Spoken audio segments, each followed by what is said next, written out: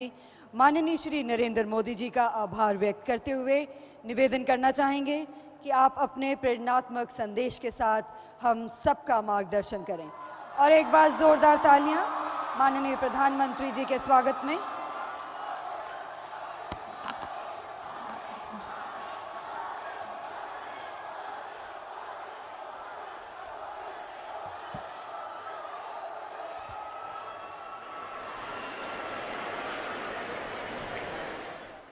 प्रियమైన సోదరి సోదరులారా नमस्कारम। आंध्र प्रदेश के गवर्नर श्री विश्वभूषण जी, मुख्यमंत्री भाई जगन मोहन रेड्डी जी, मंत्रिमंडल में मेरे सहयोगी अश्विनी वैष्णव जी, यहां उपस्थित अन्य महानुभाव और आंध्र प्रदेश के मेरे प्यारे भाई और बहनों, आंध्र प्रदेश गवर्नर श्री हरिचंदन विश्वभूषण गारी की, मुख्यमंत्री श्री जगन मोहन रेड्डी गारी की, केंद्र प्रभुत्वंलो ना सहचर मंत्री श्री अश्विनी वैष्णव गारी की, అలాగే ఇక్కడ ఉపస్థితులైన అందరూ మహానుభావులకి మరియు ఆంధ్రప్రదేశ్ సోదరి సోదరులందరికీ నమస్కారం। कुछ महीने पहले ही मुझे विप्लव विरुडू अल्लूरू सीताराम राजू जी की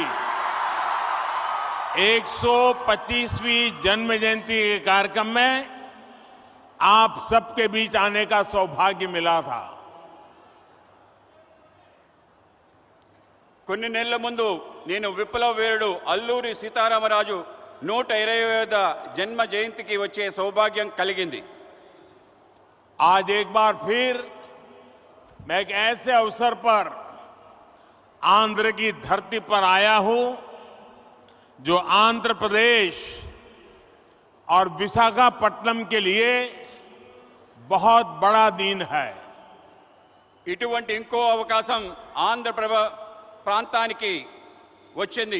ఇది ఆంధ్రప్రదేశ్ మరియు విశాఖపట్నానికి గొప్ప దినం। विशाखापट्टनम भारत का एक विशेष पट्टनम है।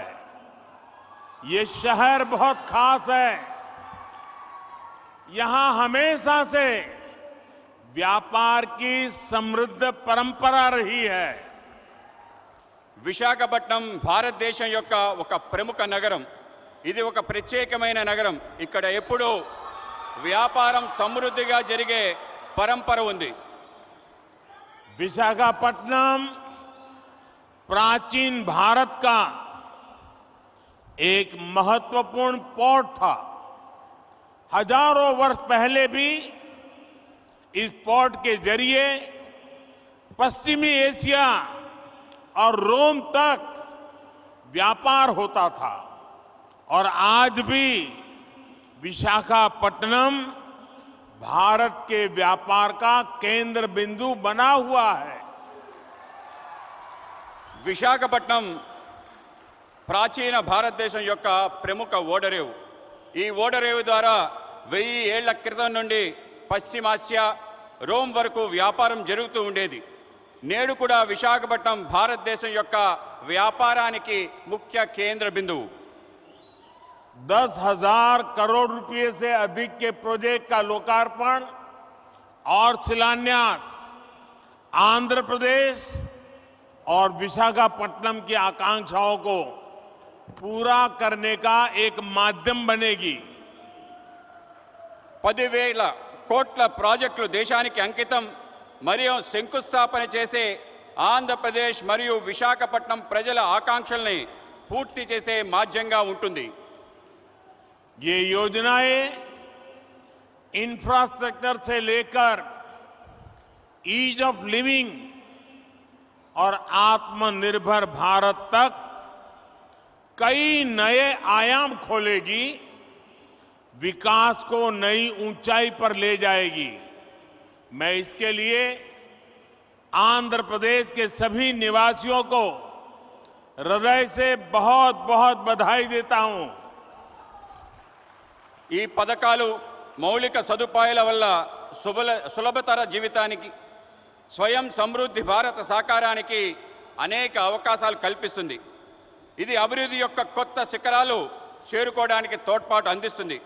నేను ఇందుకోసం ఆంధ్రప్రదేశ్లో నివాసం ఉంటున్న అందరికీ హృదయపూర్వక అభినందనలు తెలుపుతున్నాను. मैं इस अवसर पर हमारे देश के पूर्व उपराष्ट्रपति श्री वेंकैया नायडू गारू का भी और श्री हरिबाबू का भी धन्यवाद करना चाहता हूं। वो जब भी मिलते हैं तो आंध्र के विकास के बारे में हमारी काफी बातें होती हैं। आंध्र के लिए उनका प्यार और समर्पण अतुलनीय है। నేను ఈ సందర్భంగా మన దేశ మాజీ ఉపరాష్ట్రపతి శ్రీ వెంకయ్య నాయుడు గారికి హరిబాబు గారికి ధన్యవాదాలు తెలియజేస్తున్నాను. వాళ్ళు ఎప్పుడు నన్ను కలిసినా ఆంధ్ర ప్రాంతం యొక్క అభివృద్ధి వికాసం గురించే మాట్లాడుతుండేవారు. ఆంధ్ర ప్రాంత ప్రజల పట్ల వాళ్ళకి ప్రేమ అంకిత భావం కొలమానం లేనిది. साथियों, आंध्र प्रदेश के लोगों की एक बहुत खास बात होती है कि वो स्वभाव से बहुत स्नेही और उद्यमी होते हैं। आज तकरीबन दुनिया के हर कोने में, हर काम में आंध्र प्रदेश के लोग अपनी प्रतिभा का प्रदर्शन कर रहे हैं। మిత్రులారా, ఆంధ్రప్రదేశ్ ప్రజలకి ఒక ప్రత్యేకత ఉంది. వాళ్ళు స్వభావరీత్యా స్నేహపూర్వకంగా ఔత్సాహికంగా కలిగి ఉంటారు. నేడు ప్రపంచంలో అనేక చోట్ల అన్ని పనుల్లో ఆంధ్ర ప్రాంతం వాళ్ళు తమ ప్రతిభను కనపరుస్తున్నారు.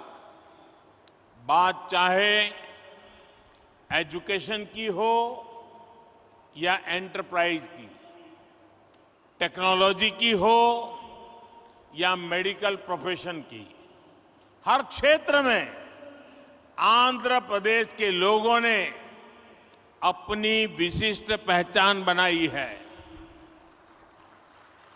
ఇది చదువు గురించి అయినా కానీ, వ్యాపార దృక్పథం గురించి అయినా కానీ, సాంకేతిక రంగంలో కానీ, వైద్య రంగానికి సంబంధించిందైనా కానీ అన్ని చోట్ల ఆంధ్ర ప్రాంత ప్రజలు తమ ప్రత్యేక గుర్తింపు ప్రదర్శిస్తున్నారు. ये पहचान सिर्फ प्रोफेशनल क्वालिटी की वजह से ही नहीं बनी, बल्कि ये उनके मिलनसार व्यवहार की वजह से बनी है। आंध्र प्रदेश के लोगों का खुश मिजाज और जिंदादिल व्यक्तित्व हर किसी को उनका मुरीद बना देता है। ఈ గుర్తింపు వృత్తిపరమైన లక్షణాల కారణంగా కాక వాళ్ళ యొక్క కలుపుకోరుతనం కారణంగా ఏర్పడింది. ఆంధ్రప్రదేశ్ ప్రజల యొక్క ఉల్లాసవంతమైన ఉన్నతమైన వ్యక్తిత్వం వాళ్ళని అలా మెచ్చుకునేలా చేస్తుంది.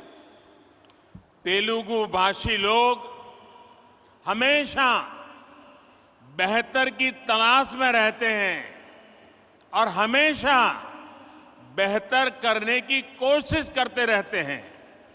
मुझे खुशी है कि आज यहां जिन विकास परियोजनाओं का शिलान्यास और लोकार्पण हुआ है वो भी आंध्र प्रदेश में प्रगति की गति को और बेहतर करेगी।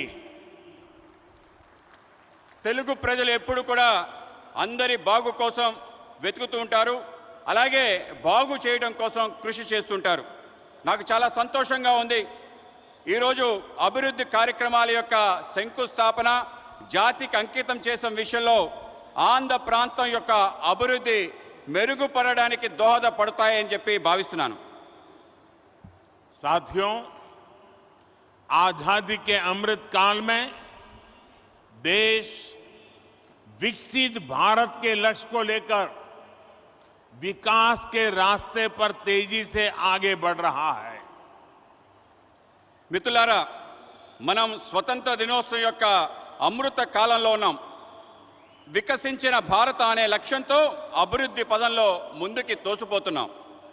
विकास की ये यात्रा बहुआयामी है.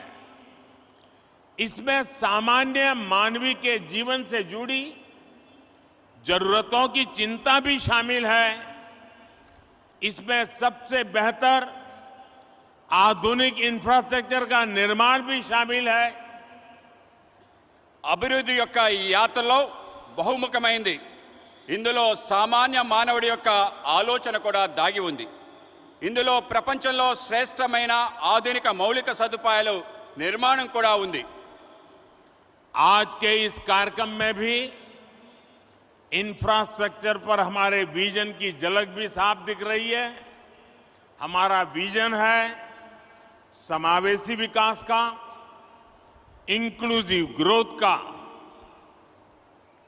నేడు ఈ కార్యక్రమంలో మౌలిక సదుపాయాల కల్పనలో మా దార్శనికత యొక్క స్పష్టమైన సంకేతం కనబడుతుంది. మా ఆలోచన అంతా కూడా సమ్మిళిత అభివృద్ధి కోసం. इंफ्रास्ट्रक्चर को लेकर हम कभी ऐसे सवालों में नहीं उलझे कि हमें रेलवे का विकास करना है या सड़क परिवहन का. हम कभी इसे लेकर दुविधा में नहीं फंसे कि हमें पोर्ट पर ध्यान देना है कि हाईवे पर. మేము మౌలిక సదుపాయాల కోసం ఎటువంటి సందేహాలకి లోను కాలేదు. అది రైల్వేల అభివృద్ధి అయినా, రోడ్ల అభివృద్ధి అయినా, మనం పోర్టుల అభివృద్ధి చేద్దామా, రహదారుల అభివృద్ధి చేద్దామా అనే విషయంలో సందేహపడలేదు. इंफ्रास्ट्रक्चर के इस आइसोलेटेड व्यू से देश को भारी नुकसान उठाना पड़ा. इससे सप्लाई चेन पर असर पड़ा और लॉजिस्टिक्स का खर्च बढ़ गया. మౌలిక సదుపాయాల్లో ఇటువంటి లోపభూయిష్టమైన ఆలోచన కారణంగా దేశానికి భారీ నష్టం చవిచూసింది.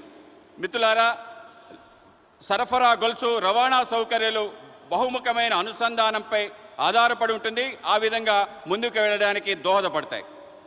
साथियों, सप्लाई चेन और लॉजिस्टिक्स मल्टी मॉडल कनेक्टिविटी पर निर्भर करते हैं. इसलिए हमने इंफ्रास्ट्रक्चर के विकास को लेकर के नई अप्रोच अपनाई. हमने विकास के इंटीग्रेटेड व्यू को महत्व दिया. మిత్రులారా, సరఫరా గొలుసు బహుముఖమైన అనుసంధానంపై ఆధారపడి ఉంటుంది. ఇందుకోసం మేము మౌలిక సదుపాయాల కోసం ప్రత్యేకమైన ఒక కొత్త పద్ధతిని ప్రారంభించాం. మౌలిక సదుపాయాలు ఏకీకృత ఆలోచనలకు పెద్దపీట వేశాం. आज जिस इकोनॉमिक कॉरिडोर की नींव रखी गई है उसमें 6 लेन वाली सड़क का प्रावधान है. पोर्ट तक पहुंचने के लिए एक अलग सड़क भी बनाई जाएगी. एक तरफ हम विशाखापट्टनम रेलवे स्टेशन को संवार रहे हैं तो दूसरी तरफ फिशिंग हार्बर को अत्याधुनिक बना रहे हैं. నేడు ఎకనామిక్ కారిడార్ ఆర్థిక లోగుల గురించి ఆలోచిస్తున్నాము. అందులో 6 రోడ్ల సదుపాయం గురించి ఉంది. పోర్టు వరకు చేరడం కోసం ఒక ప్రత్యేకమైన రోడ్డు నిర్మాణం చేయడం జరుగుతుంది. ఒక పక్క విశాఖపట్నం రైల్వే స్టేషన్ని ఆధునీకరిస్తున్నాయి, ఇంకో పక్క మన చేపల రేవుని కూడా ఆధునీకరిస్తున్నాం. साथियों, इंफ्रास्ट्रक्चर का ये इंटीग्रेटेड व्यू पीएम गति शक्ति नेशनल मास्टर प्लान की वजह से संभव हुआ है. गति शक्ति प्लान से न सिर्फ इंफ्रास्ट्रक्चर निर्माण की रफ्तार तेज हुई है, बल्कि इससे परियोजनाओं पर लगने वाला खर्च भी कम हुआ है. మిత్రులారా, మౌలిక సదుపాయాల ఏకీకృత ఆలోచన కారణంగా ప్రధానమంత్రి గతిశక్తి జాతీయ ప్రణాళిక కారణంగా జరుగుతుంది. మిషన్ గతిశక్తి ద్వారా మౌలిక సదుపాయాల వేగం పెరుగుతుంది. దీంతో పాటు అనేక ప్రాజెక్టులపై జరిగే ఖర్చు బాగా తగ్గుతుంది. मल्टी मॉडल ट्रांसपोर्ट सिस्टम ही हर शहर का भविष्य है और विशाखापट्टनम ने इस दिशा में कदम बढ़ा दिया है। మల్టీ మోడల్ లాజిస్టిక్స్ బహుముఖమైన రవాణా వ్యవస్థ ప్రతి నగరం యొక్క భవిష్యత్తు. విశాఖపట్నం కూడా ఈ దశగా ముందడుగు వేస్తుంది. मुझे मालूम है कि इन परियोजनाओं का आंध्र के लोगों को लंबे समय से इंतजार था और आज जब ये इंतजार पूरा हो रहा है तो आंध्र प्रदेश और इसके तटीय क्षेत्र एक नई रफ्तार के साथ विकास की इस दौड़ में आगे बढ़ेंगे। నాకు తెలుసు మీరు ఈ యొక్క ప్రాజెక్ట్స్ కోసం ఆంధ్ర ప్రజలు ఎంతో కాలం నుంచి ఎదురు చూస్తున్నారు. ఈరోజు మీ నిరీక్షణ పూర్తయిన సందర్భం ఆంధ్రప్రదేశ్ మరియు తీర ప్రాంతం యొక్క కొత్త వేగంతో అభివృద్ధి దిశగా ఉరకలు వేస్తుంది. साथियों, आज पूरी दुनिया संघर्ष के नए दौर से गुजर रही है। कुछ देशों में जरूरी सामानों की किल्लत है तो कुछ देश ऊर्जा संकट से जूझ रहे हैं। तकरीबन हर देश अपनी गिरती अर्थव्यवस्था को लेकर परेशान है। మిత్రులారా, ఈరోజు ప్రపంచం మొత్తం కష్టాల్లో ఉంది. కొన్ని దేశాలకు నిత్యావసర సరుకులు కొరతతో ఇబ్బంది పడుతున్నాయి. కొన్ని దేశాలు ఇంధన సంక్షోభంతో ఇబ్బంది పడుతున్నాయి. దాదాపు ప్రతి దేశం వాళ్ళ క్షీణిస్తున్న ఆర్థిక వ్యవస్థపై ఆందోళన చెందుతున్నారు.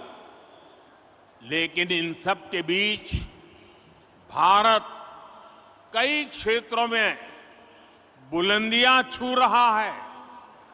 भारत विकास की नई गाथा लिख रहा है और इसे सिर्फ आप ही महसूस नहीं कर रहे हैं बल्कि दुनिया भी बड़े गौर से आपकी तरफ देख रही है। కానీ ఇటువంటి కష్టకాలంలో భారతదేశం అనేక సవాళ్ల మధ్య కొత్త ఎత్తులు చేరుకుంటుంది.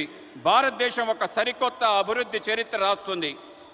ఇది కేవలం మనం అనుభవిస్తుందే కాదు, ప్రపంచం మొత్తం మన వైపు చూస్తుంది. आप देख रहे होंगे कि कैसे एक्सपर्ट और बुद्धिजीवी भारत की प्रशंसा कर रहे हैं। आज भारत पूरी दुनिया की उम्मीदों का केंद्र बिंदु बन गया है। మీరు చూస్తున్నారు, ప్రపంచం భారతదేశంలో ప్రముఖులు అనేక మంది మేధావులు ప్రశంసిస్తున్నారు. ఇది మీరు చూస్తున్నారు. నేడు భారతదేశం ప్రపంచం మొత్తం యొక్క ఆశల యొక్క కేంద్ర బిందువుగా మారింది. ऐसा इसलिए संभव हुआ है क्योंकि आज भारत अपने नागरिकों की आशाओं, आवश्यकताओं को सर्वोपरि रखते हुए काम कर रहा है। हमारी हर पॉलिसी, हर फैसला सामान्य मानवी के जीवन को बेहतर बनाने के लिए है। ఇది ఎందుకు అయిందంటే ఇప్పుడు భారత్ వాళ్ళ పౌరుల యొక్క ఆకాంక్షలను, ఆశల్ని ప్రధానంగా తీసుకొని పనిచేస్తుంది. మా ప్రతి విధానం, మా ప్రతి నిర్ణయం సామాన్య మానవుడి యొక్క జీవితాన్ని మెరుగుపరచడం కోసమే. आज एक तरफ PLI scheme, GST, IBC, national infrastructure pipeline, गति शक्ति जैसी पॉलिसी की वजह से भारत में निवेश बढ़ रहा है तो दूसरी तरफ गरीबों के कल्याण के लिए चलाई जा रही योजनाओं का लगातार विस्तार हो रहा है। నేడు ఒక పక్క పిఎల్ఐ స్కీమ్, జీఎస్టీ, ఐబీసీ, జాతీయ మౌలిక సదుపాయాలు, పైప్లైన్, గతిశక్తి వంటి పాలసీలు వల్ల భారతదేశంలో పెట్టుబడులు పెరుగుతున్నాయి. మరోపక్క పేదవాళ్ల కళ్యాణం కోసం అనేక పథకాలను అమలు చేస్తున్నాం. వాటిని నిరంతరం పెంచుకుంటూ పోతున్నాం. विकास की इस यात्रा में आज देश के वो इलाके भी शामिल हैं जो पहले हाशिए पर होते थे. सबसे पिछड़े जिलों में भी एस्पिरेशनल डिस्ट्रिक्ट प्रोग्राम के जरिए विकास से जुड़ी योजनाएं चलाई जा रही है.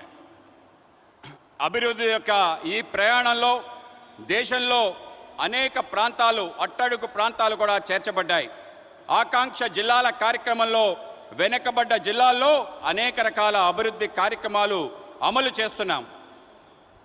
देश के करोड़ों गरीबों को पिछले 2.5 साल से मुफ्त अनाज दिया जा रहा है. पिछले 3.5 साल से पीएम किसान योजना के जरिए किसान के खाते में हर वर्ष सीधे 6,000 रुपये पहुंच रहे हैं. దేశంలో కోట్లాది మంది పేదవాళ్లకు గత 2.5 సంవత్సరాలుగా ఉచిత బియ్యం ఇస్తున్నాము. గత 3.5 సంవత్సరాల నుండి ప్రధానమంత్రి కిసాన్ సమ్మాన్ నిధి ద్వారా రైతుల ఖాతాల్లో నేరుగా 6,000 రూపాయలు చేరుతుంది. इसी तरह सनराइज सेक्टर से जुड़ी हमारी पॉलिसी की वजह से युवाओं के लिए नए अवसर बन रहे हैं. ड्रोन से लेकर गेमिंग तक, स्पेस से लेकर स्टार्टअप तक हर क्षेत्र को हमारी पॉलिसी की वजह से आगे बढ़ने का मौका मिल रहा है. అదేవిధంగా సన్ రైజ్ సెక్టర్స్ యొక్క ఆలోచన కారణంగా యువతకి కొత్త అవకాశాలు లభిస్తున్నాయి. అది డ్రోన్ మొదలు గేమింగ్ వరకు, అంతరిక్షం నుండి అంకురాల వరకు అన్ని క్షేత్రాల్లో మా పనుల కారణంగా ముందుకు వెళ్ళడానికి అవకాశం దొరుకుతుంది. साथियों, जब लक्ष्य स्पष्ट होते हैं तो आकाश की ऊंचाइयां हो या समुद्र की गहराइयां, हम अवसरों को तलाश भी लेते हैं और तराश भी लेते हैं. आज आंध्र में मॉडर्न टेक्नोलॉजी के जरिए डीप वाटर एनर्जी को निकालने की शुरुआत इसका एक बड़ा उदाहरण है. మిత్రులారా, ఎప్పుడైతే లక్ష్యం స్పష్టంగా ఉంటుందో అప్పుడు అవకాశం యొక్క అంచులైన, సముద్రం యొక్క లోతులైన అవకాశాలని వెతుకుతాం, అవకాశాలని అందిపుచ్చుకుంటాం.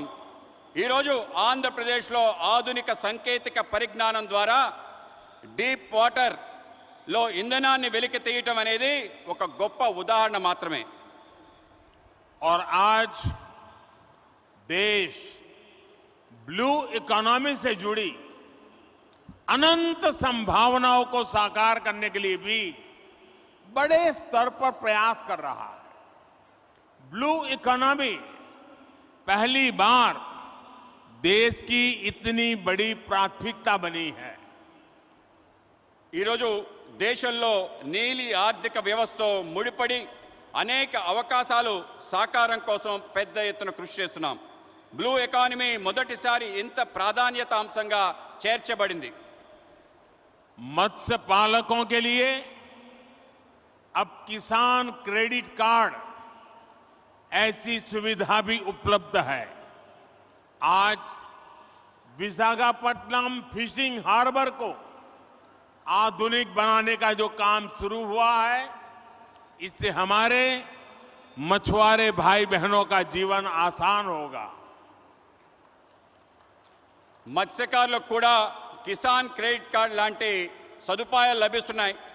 ఈరోజు విశాఖపట్నం యొక్క మత్స్యరేవు ఆధునీకరణ పని ప్రారంభమవుతుంది. దీనివల్ల మత్స్యకార సోదరి సోదరుమణుల యొక్క జీవితం సులభతరం అవుతుంది. जैसे जैसे गरीब की ताकत बढ़ेगी, और आधुनिक इंफ्रास्ट्रक्चर से जुड़े अवसरों तक उसकी पहुंच होगी, विकसित भारत का हमारा सपना भी पूरा होगा। ఎప్పుడెప్పుడైతే పేదవాళ్ళ శక్తి పెరుగుతుందో, ఆధునిక సదుపాయాలు వాళ్ళకి చేరుతాయో, వికసించిన భారత యొక్క మన కల పూర్తవుతుంది.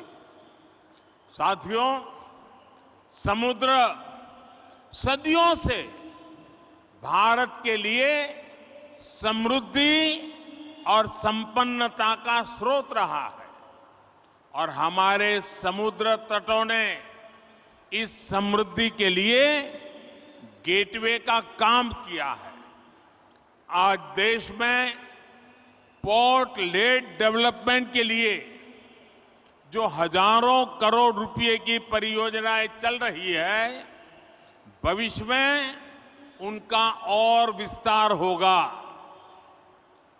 మిత్రులారా, సముద్రం పూర్వకాలం నుండి భారత్ యొక్క సమృద్ధి సంపద తేవటంలో ఆధారంగా ఉంది. సముద్ర తీరాలు మన సమృద్ధి యొక్క ముఖ్య ద్వారాలుగా మారాయి. ఈరోజు దేశంలో రేవులు, భూములు అభివృద్ధి వేల కోట్ల రూపాయలలో ప్రాజెక్టులు నడుస్తున్నాయి. ఇవి భవిష్యత్తులో మరింతగా విస్తరిస్తాయి. विकास की इस समग्र सोच को आज 21वीं सदी का भारत धरातल पर उतार रहा है। मुझे विश्वास है आंध्र प्रदेश देश के विकास के इस अभियान में इसी तरह बड़ी भूमिका निभाता रहेगा।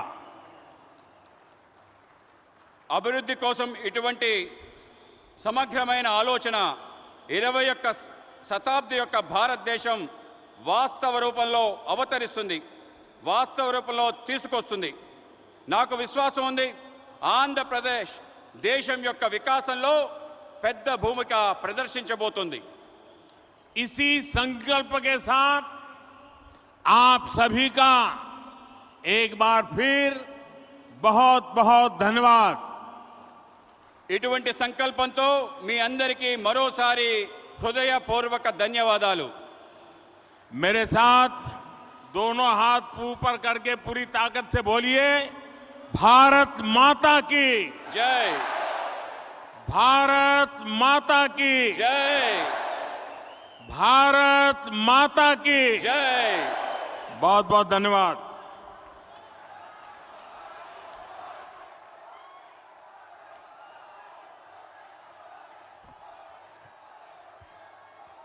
माननीय प्रधानमंत्री जी का पुनः आभार व्यक्त करते हुए हार्दिक धन्यवाद करना चाहते हैं कि आपने अपने कीमती समय में से वक्त निकाला और आंध्र प्रदेश